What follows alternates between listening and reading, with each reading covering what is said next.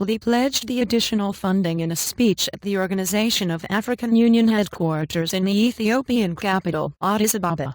And China will increase credit lines to Africa by $10 billion and will boost the China-Africa Development Fund by $2 billion, bringing it to a total of $5 billion, Li said, according to the official Xinhua news agency. He provided no details of the time frame.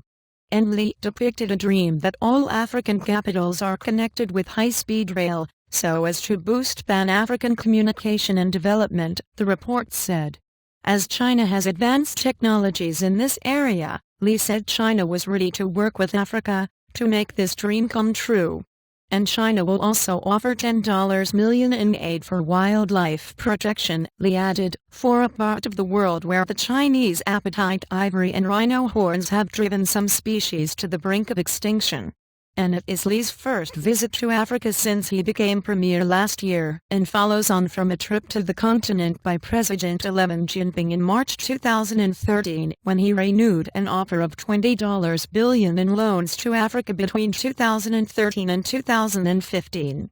And Li said that the new $10 billion credit line would be on top of the existing $20 billion already offered, the China News Service reported. And Chinese officials said last week that Li's trip, which also takes in oil-rich Nigeria and Angola, would not simply be for energy deals, and Beijing will be seeking to help boost African living standards. And Li said he hoped that some of the loans being offered would be used to support small and medium-sized companies in Africa, adding that economic development on the continent offered huge opportunities for both China and Africa. And history and reality make clear to all, China's development gives opportunity to Africa, Africa develops, and China also benefits, he said. And trips by Chinese leaders to Africa are often marked by big natural resource deals, triggering criticism from some quarters that China is only interested in the continent's mineral and energy wealth.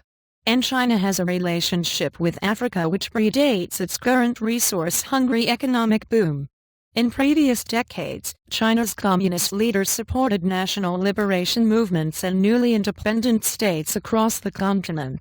And Africans broadly see China as a healthy counterbalance to Western influence, but, as ties mature, there are growing calls from policymakers and economists for more balanced trade relations.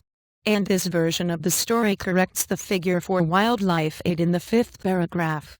Earlier state media reports put the figure at $100 million, but transcript of speech puts figure at $10 million.